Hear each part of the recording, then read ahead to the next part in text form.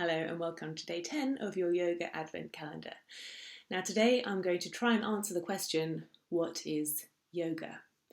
And that is a huge topic and a huge answer, but I'm going to try and narrow it down and put it in a nutshell. So yoga, the practice we do, the asana practice, the physical practice, is a very tiny part of what yoga is. And if you want to kind of have an example or something to read, there's the Yoga Sutras of Patanjali. So Patanjali, what he did was he took the ancient Vedas, which were chanted over hundreds and thousands of years ago. They were all chanted, and it was a huge amount of information all about the mind and what we now know as philosophy. And he made it succinct. He put it into 4 chapters, and they're known as the sutras. So it's the Yoga Sutras of Patanjali. And the second sutra of the first chapter he answers that question, what is yoga? And the sutra in Sanskrit, bear with me, is Yogaha Chitti Vritti Nirodha. So the first bit, Yogaha, means what is yoga? And it's Chitti Vritti Nirodha. So chitti vritti is the vrittis are the fluctuations of your mind.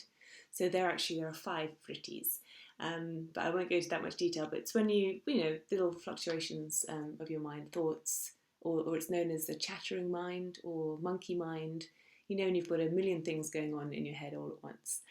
And nirodha is to restrain or to neutralize or still the mind.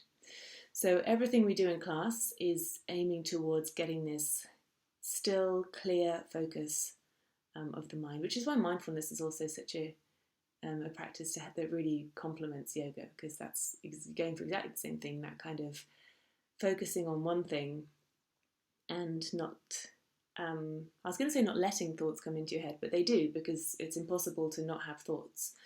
But it's when they do come into your mind to not respond to them. So he goes on in the sutras to say, you need to get rid of the I, or I like this, I don't like this, I want this, I don't want this, and it sort of strips everything down to that sort of just being completely aware of everything, observing everything, noticing everything, but having no preconceptions, no judgments, nothing you favour more than another. It just is. And working towards that goal is very beneficial for the mind, because of course you tend to get less stressed. Nothing seems like a big deal so much, and it just helps you deal with life. So I'll say it one more time. Yogaha. You can repeat after me. Why not? Let's do some Sanskrit. Yogaha Chitti Vritti Nirodha. I think that's right. Please bear with me. Hope you have a nice day. That was a short Sanskrit lesson and a little brief history of yoga. See you tomorrow.